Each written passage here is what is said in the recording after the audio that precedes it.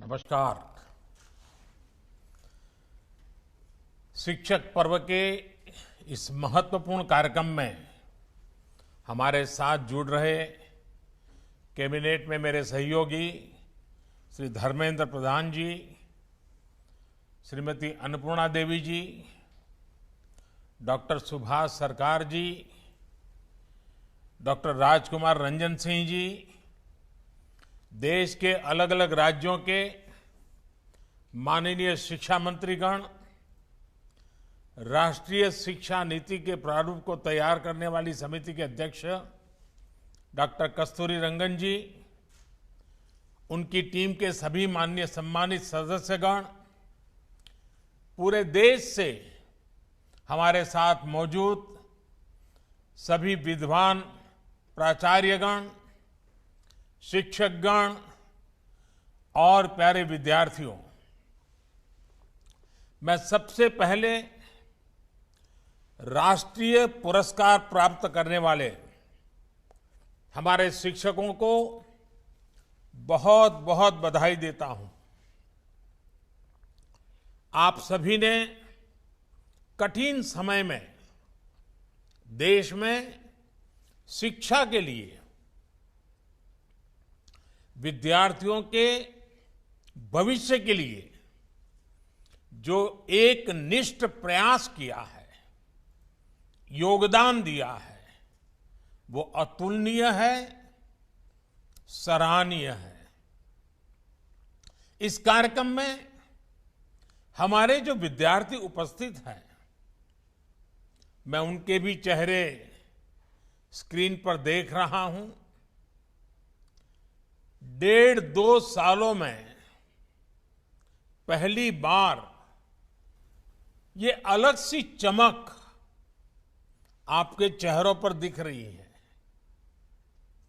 ये चमक संभवतः स्कूल्स खुलने की लगती है। लंबे समय बाद स्कूल जाना, दोस्तों से मिलना, क्लास में पढ़ाई करना, इसका आनंद ही कुछ और होता है।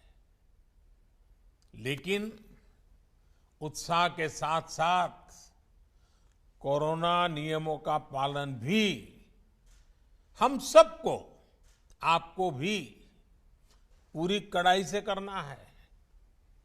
साथियों, आज शिक्षक पर्व के अवसर पर अनेक नई योजनाओं का प्रारंभ हुआ है और अभी हमने एक छोटी सी फिल्म के द्वारा इन सभी योजनाओं के विषय में जानकारी प्राप्त की। ये इनिशिएटिव इसलिए भी अहम है क्योंकि देश अभी आजादी का अमृत महोत्सव मना रहा है। आजादी के 100 वर्ष होने पर भारत कैसा होगा, इसके लिए आज भारत नए संकल्प ले रहा है। आज जो योजनाएं शुरू हुई हैं,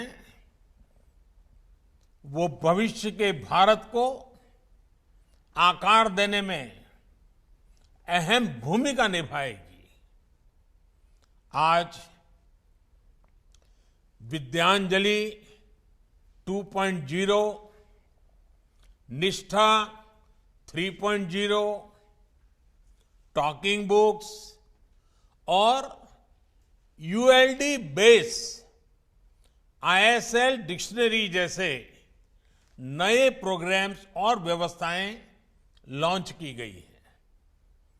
school quality assessment and assurance framework यानी SQAAF जैसी आधुनिक शुरुआत भी हुई है।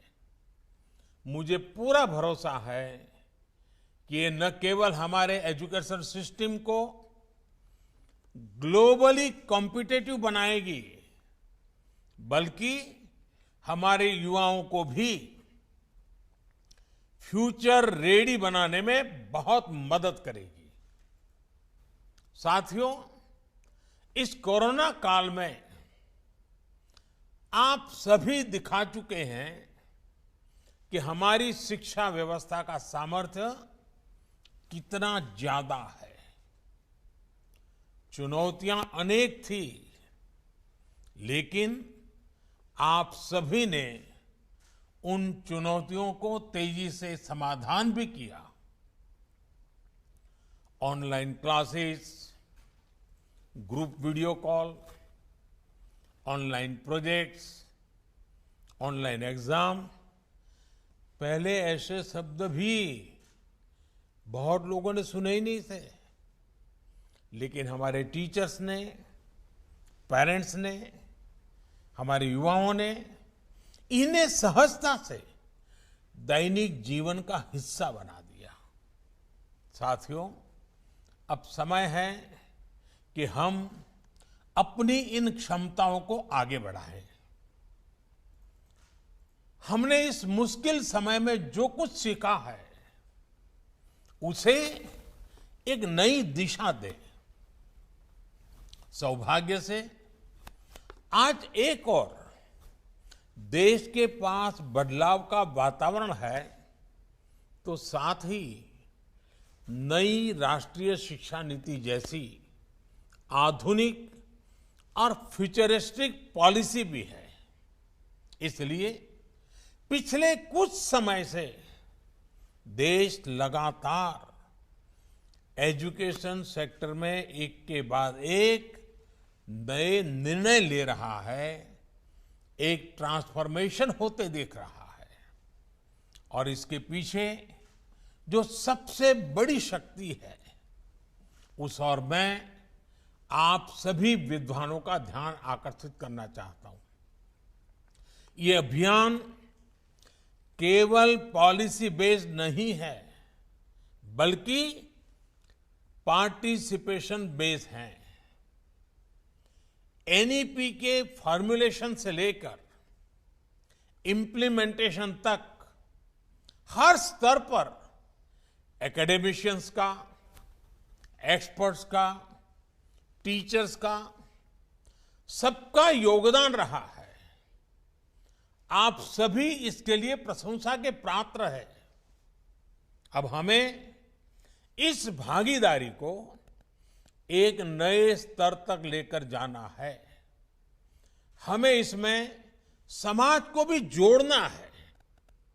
साथियों, हमारे यहां कहा गया है, व्यये कृते वर्धते एव नित्यम विद्या धनम सर्वधन प्रधानम।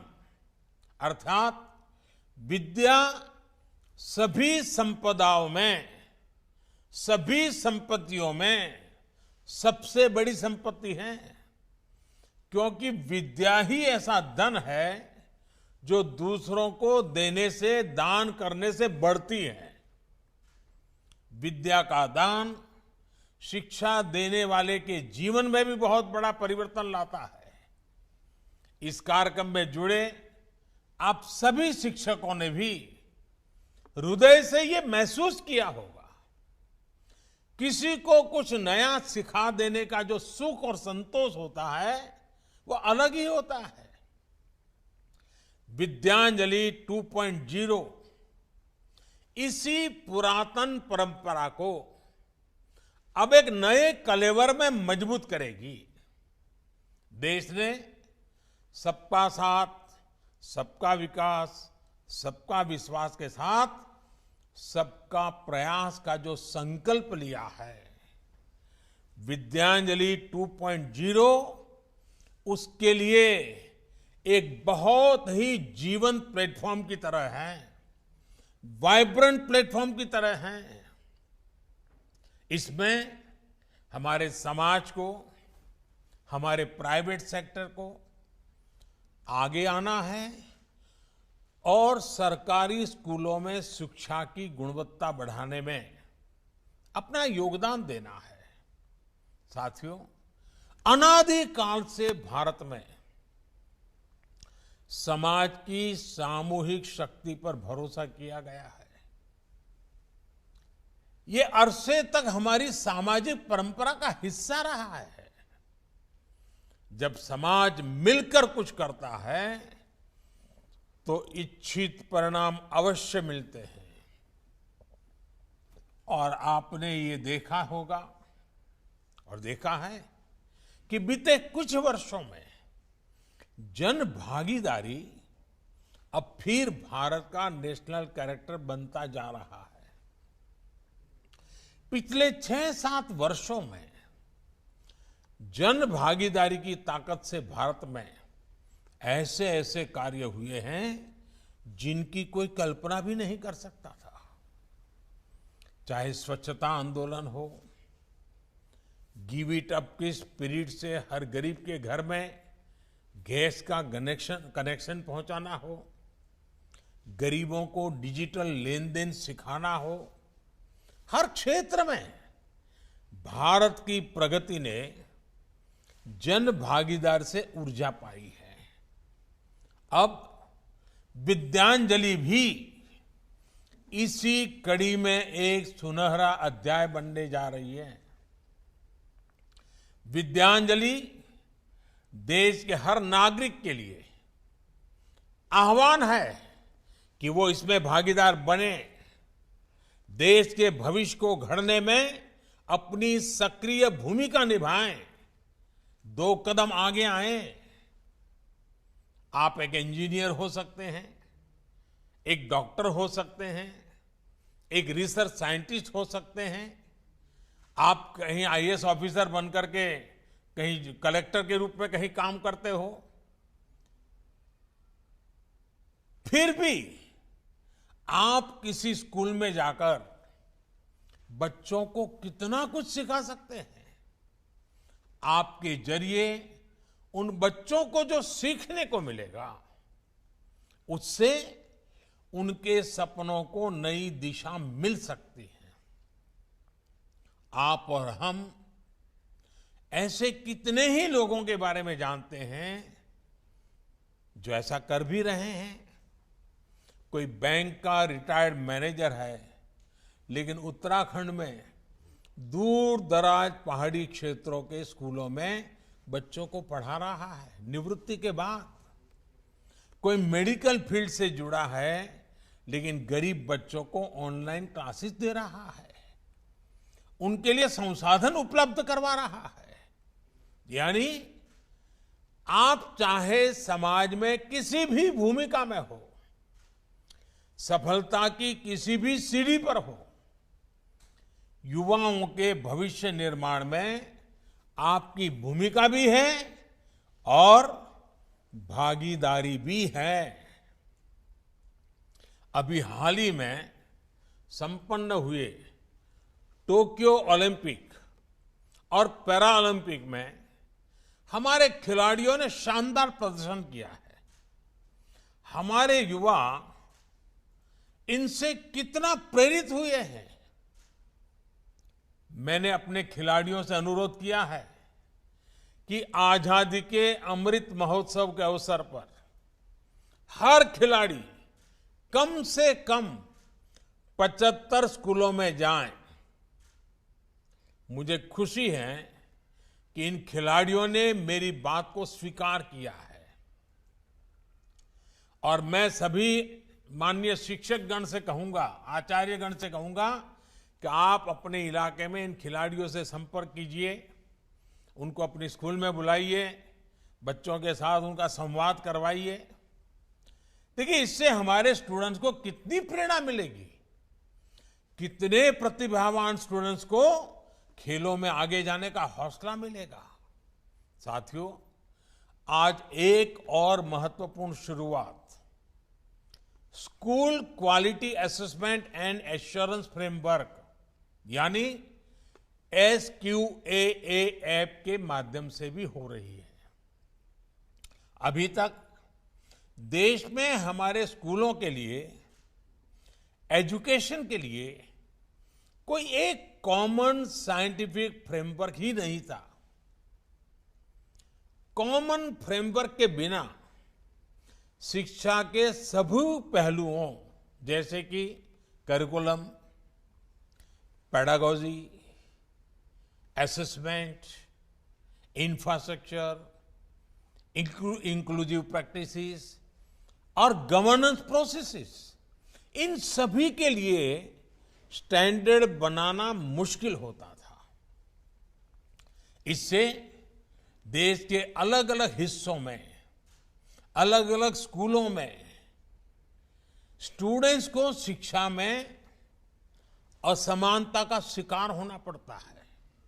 लेकिन एसक्यूएएफ अब इस खाई को पाटने का काम करेगा। इसकी सबसे बड़ी खूबी है कि इस फ्रेमवर्क में अपनी जरूरत के हिसाब से बदलाव करने की फ्लेक्सिबिलिटी भी राज्य के पास होगी। स्कूल्स भी इसके आधार पर अपना मूल्यांकन खुद ही कर सकेंगे। इसके आधार पर स्कूलों को एक ट्रांसफॉर्मेशनल चेंज के लिए प्रोत्साहित भी किया जा सकेगा। साथियों, शिक्षा में असमानता को खत्म करके उसे आधुनिक बनाने में नेशनल डिजिटल एजुकेशनल आर्किटेक्चर यानी एनडीआर की भी बड़ी भूमिका होने वाली है। जैसे यूपीआई इंटरफेस ने बैंकिंग सेक्टर को रिवोल्यूशनाइज कर दिया है, वैसे ही एनडीआर सभी एकेडमिक एक्टिविटीज के बीच एक सुपर कनेक्ट का काम करेगा। एक स्कूल से दूसरे स्कूल में जाना हो या हायर एजुकेशन में एडमिशन, मल्टीपल एंट्री एग्जिट की व्यवस्था हो या एकेडमिक क्रेडिट बैंक और छात्रों की स्किल्स का रिकॉर्ड, सब कुछ एनडीआर के जरिए आसानी से उपलब्ध होगा। ये सभी ट्रांसफॉर्मेशंस हमारे न्यू एज एजुकेशन का चेहरा भी बनेंगे और क्वालिटी एजुकेशन में भेदभाव को भी खत्म करेंगे। साथियों, आप सभी इस बात से परिचित है कि किसी भी देश की प्रगति के लिए एजुकेशन न केवल इंक्लूसिव होनी चाहिए बल्कि इक्विटेबल भी होनी चाहिए। इसलिए आज देश टॉकिंग बुक्स और ऑडियो बुक्स जैसी तकनीक को शिक्षा का हिस्सा बना रहा है। यूनिवर्सल डिजाइन ऑफ लर्निंग यानी यूडीएल पर आधारित 10,000 शब्दों की इंडियन साइन लैंग्वेज डिक्शनरी को भी विकसित किया गया है। असम के बिहू से लेकर भारतनाट्यम तक सांकेतिक भाषा हमारे यहां सदियों से कला और संस्कृति का हिस्सा रही है। अब देश पहली बार साइन लैंग्वेज को एक सब्जेक्ट के रूप में पाठ्यक्रम का हिस्सा बना रहा है ताकि जिन मासूम बच्चों को इसकी विशेष जरूरत है वो किसी से पीछे न रह जाए। ये तकनीक दिव्यांग युवाओं के लिए भी एक नई दुनिया का निर्माण करेगी। इसी तरह निपुण भारत अभियान में 3 वर्ष से 8 साल तक के बच्चों के लिए foundational literacy and numeracy mission launch किया गया है। 3 साल के उम्र से ही सभी बच्चे अनिवार्यतः प्री स्कूल शिक्षा प्राप्त करें, इस दिशा में जरूरी कदम उठाए जाएंगे।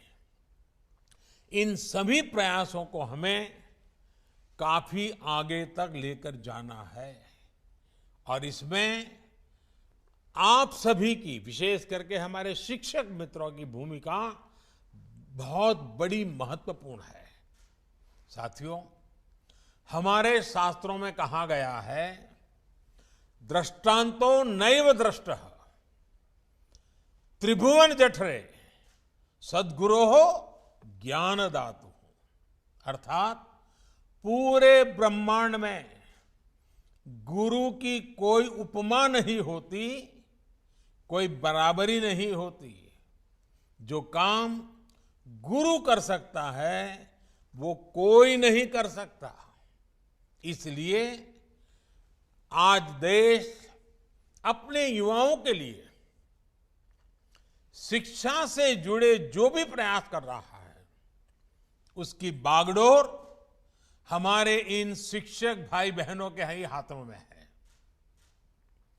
लेकिन तेजी से बदलते इस दौर में हमारे शिक्षकों को भी नई व्यवस्थाओं और तकनीकों के बारे में तेजी से सीखना होता है। निष्ठा ट्रेनिंग प्रोग्राम से, इस ट्रेनिंग प्रोग्राम का एक अच्छा सा निष्ठा आपके सामने अभी प्रस्तुत किया गया। इस निष्ठा ट्रेनिंग प्रोग्राम के जरिए देश अपने टीचर्स को इन्हीं बदलावों के लिए तैयार कर रहा है। निष्ठा 3.0 अब इस दिशा में एक और अगला कदम है और मैं इसे बहुत महत्वपूर्ण कदम मानता हूं। हमारे टीचर्स जब competency based teaching, art integration, high order thinking और क्रिएटिव एंड क्रिटिकल थिंकिंग जैसे नए तौर तरीकों से परिचित होंगे तो वो भविष्य के लिए युवाओं को और सहजता से गढ़ पाएंगे। साथियों, भारत के शिक्षकों में किसी भी ग्लोबल स्टैंडर्ड पर खरा उतरने की क्षमता तो है ही, साथ ही उनके पास अपनी विशेष पूंजी भी है। उनकी ये विशेष पूंजी, ये विशेष ताकत है उनके भीतर के भारतीय संस्कार। और मैं आपको मेरे 2 अनुभव बताना चाहता हूं। मैं प्रधानमंत्री बनकर के जब पहली बार भूटान गया तो वहां का राज परिवार हो, वहां के शासकीय व्यवस्था के लोग हो, बड़े गर्व से कहते थे कि पहले हमारे यहां करीब करीब सभी टीचर्स भारत से आते थे और यहाँ के दूर सुदूर इलाकों में पैदल जाकर के पढ़ाते थे। और जब ये शिक्षकों की बात करते थे, भूटान का राज परिवार हो या वहाँ के शासक, बड़ा गर्व अनुभव करते, उनकी आंखों में चमक नजर आती थी। वैसे ही जब मैं सऊदी अरेबिया गया और सऊदी अरेबिया के किंग से जब बात कर रहा था तो वो इतने गौरव से मुझे उल्लेख कर रहे थे कि मुझे भारत के शिक्षक ने पढ़ाया है, मेरा शिक्षक भारत का था। अब देखिए, शिक्षक के प्रति कोई भी व्यक्ति कहीं पर भी पहुंचे उसके मन में क्या भाव होता है। साथियों, हमारे शिक्षक अपने काम को केवल एक पेशा नहीं मानते, उनके लिए पढ़ाना एक मानवीय संवेदना है, एक पवित्र और नैतिक कर्तव्य है। इसलिए हमारे यहां शिक्षक और बच्चों के बीच प्रोफेशनल रिश्ता नहीं होता, बल्कि एक पारिवारिक रिश्ता होता है। और ये रिश्ता, ये संबंध पूरे जीवन का होता है। इसलिए भारत के शिक्षक दुनिया में जहां भी कहीं जाते हैं अपनी एक अलग छाप छोड़ते हैं। इस वजह से आज भारत के युवाओं के लिए दुनिया में अपार संभावनाएं भी हैं।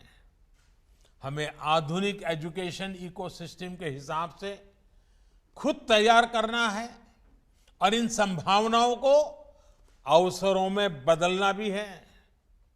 इसके लिए हमें लगातार इनोवेशन करते रहना होगा। हमें टीचिंग लर्निंग प्रोसेस को लगातार रीडिफाइन और रीडिजाइन करते रहना होगा। जो स्पिरिट आपने अभी तक दिखाई है, उसे हमें अब और ऊंचाई देनी होगी और हौसला देना होगा।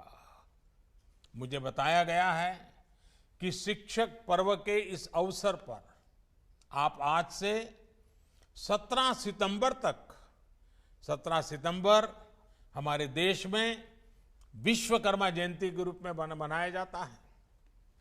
ये विश्वकर्मा अपने आप में निर्माता है, सृजनहार है। तो 7 तारीख से 17 तारीख तक अलग अलग विषयों पर वर्कशॉप, सेमिनार आयोजित कर रहे हैं। ये आपने अपने आप में एक सराहनीय प्रयास है। देश भर के इतने टीचर्स, एक्सपर्ट्स और पॉलिसी मेकर्स जब एक साथ मंथन करेंगे तो इससे विचारों का एक नया अमृत निकलेगा। और आजादी के अमृत महोत्सव में इस अमृत की अहमियत और ज्यादा है कि इन सामूहिक मंथन से राष्ट्रीय शिक्षा नीति को सफलतापूर्वक लागू करने में भी काफी मदद मिलेगी। मैं चाहूंगा कि इसी तरह आप लोग अपने शहरों में, गांवों में भी स्थानीय स्तर पर प्रयास करें। मुझे विश्वास है कि इस दिशा में सबके प्रयास से देश के संकल्पों को नई गति मिलेगी। अमृत महोत्सव में देश ने जो लक्ष्य तय किए हैं उन्हें हम सब मिलकर हासिल करेंगे। इन्हीं शुभकामनाओं के साथ आप सभी का बहुत बहुत धन्यवाद और बहुत बहुत शुभकामनाएं।